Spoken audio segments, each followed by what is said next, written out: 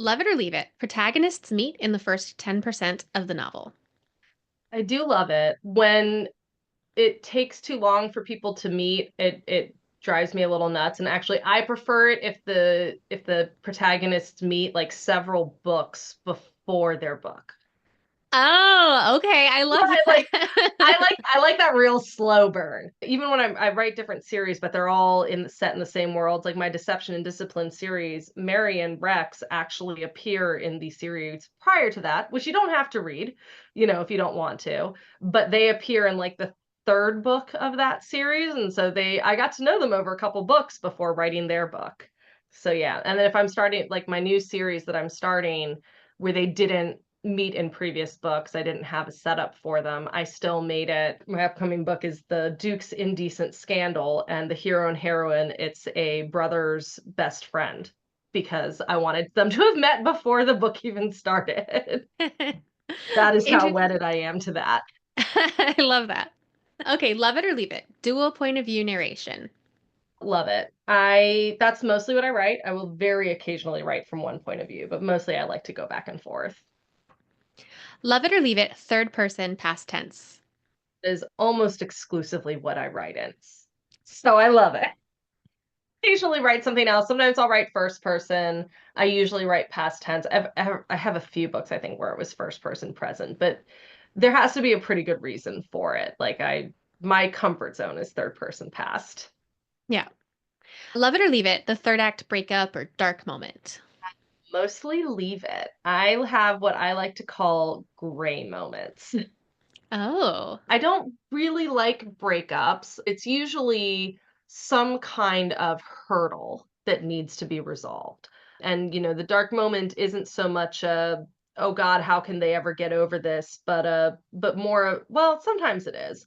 But it tends to be more of like emotionally dark in that they don't know how to get past this hurdle that has come up in front of them.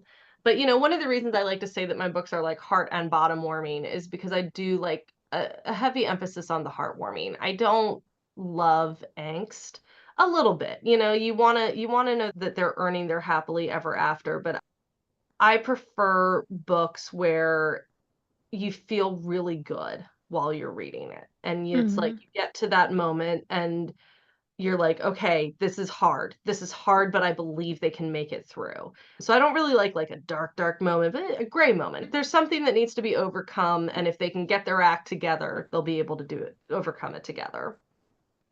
I like that. Okay. Love it or leave it. Always end with an epilogue. Love it. I love this is partly because my books are so connected, I think. I usually write the epilogue from the point of view of the characters of the next book.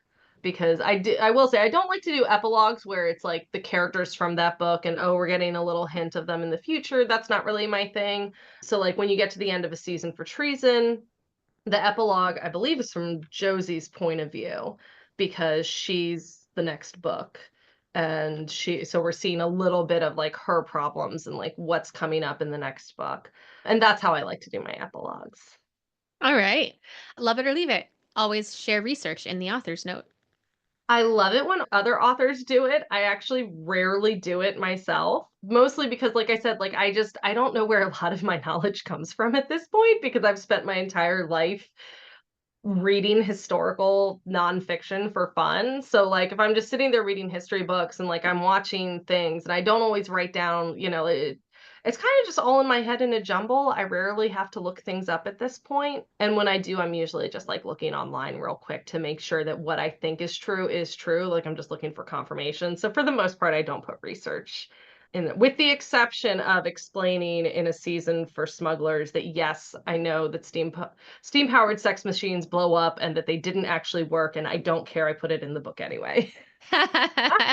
And here's a link. Yes, that's like the one time that I'm like, yes, I did the research. I understand. I don't care. That was my author's note. I love it. And are there any other romance rules that I didn't ask about that you break or maybe just push the boundaries on?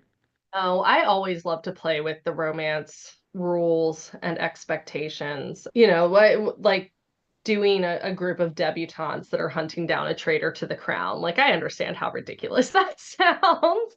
And the series that followed that was Femdom Histrom. So it's the ladies in charge, and like it which is the Desire and Discipline series, which, many people would have told me, I think, do not write femdom historical romance. But the books do really well. People seem to really like them. And I think there is more of a call for it too. But yeah, I think one of the fun things about being so immersed in historical romance is kind of knowing the rules so that I can play with them, so that I can break them. Yeah, I love that.